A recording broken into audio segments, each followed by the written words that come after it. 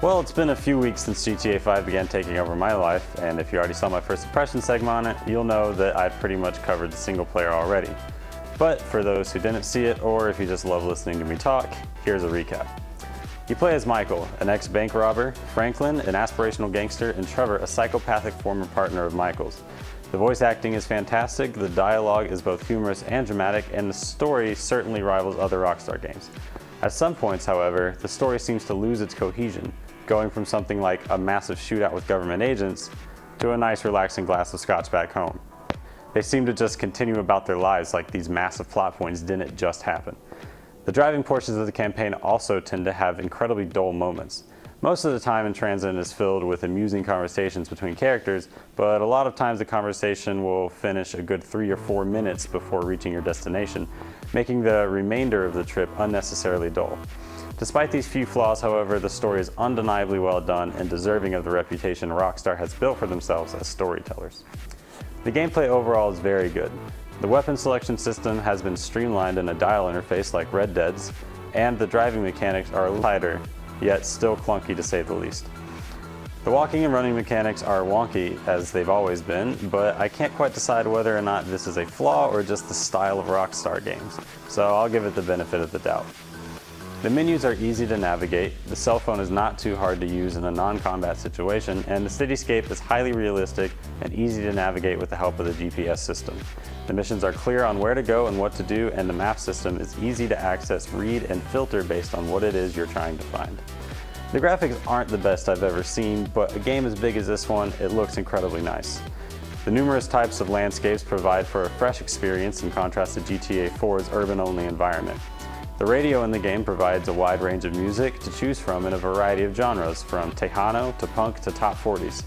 Sound effects, ambiance noise, and voicing are both accurate and unobtrusive. Now the big thing since I last talked about this game was the release of GTA Online, and boy did I have some trouble starting out. The first few days were a nightmare for connecting, but after a patch it seems to work now, for the most part. I personally don't have experience with connection issues, but there are still a large number of people who do. You start by creating your character in a truly limited and boring character creation system. Then if your character hasn't already timed out, you learn the ropes through a few tutorial missions. Once you've done this, you're free to play the game as you please. You earn money by completing jobs such as deathmatch, team objectives, co-op missions, or any of the various races, or by robbing stores and other players. You then put this money into your bank account where you can save it to buy houses, garages, cars, clothes, and guns, all of which are a hell of a lot more expensive than in single player. Other than this, it's similar to GTA 4 Online. You can run around with friends or strangers destroying the city and each other. You can challenge people to shoot out in the desert, a race in the streets, or my personal favorite, a showdown at the half pipe. You could also just cruise around and have a lovely evening together before someone inevitably lobs a grenade at you. However you spend your time, there's plenty of fun to be had. That is, if you can get past the few yet incredibly significant issues online has. First of all, you can't transition between public and private lobbies from multiplayer. From single player, you can choose to join a public session or a private session with only your friends or crew. Once you join this, however, you can't switch unless you go back to single player and choose again, leading you back through the labyrinth of load screens. Even worse than this is the social system of online. There's a stat called bad sport. You are a bad sport if, in free roam, you go around blowing up other people's personal vehicles. Not if you kill them over and over again, but only if you blow up their car. As a bad sport, you are automatically put into the game sessions with other bad sports. The worst part is you can't even play with your friends privately if they're not also bad sports. And to top this off, anyone can get kicked from a lobby without an apparent voting system, which just leads to more annoying load times on top of the already large amount. It's a terrible system, and I haven't heard of anyone who's happy about it, so hopefully Rockstar will fix it. Despite all of this, however, GTA Online is fantastic in theory. It has a ton of potential and is a great concept.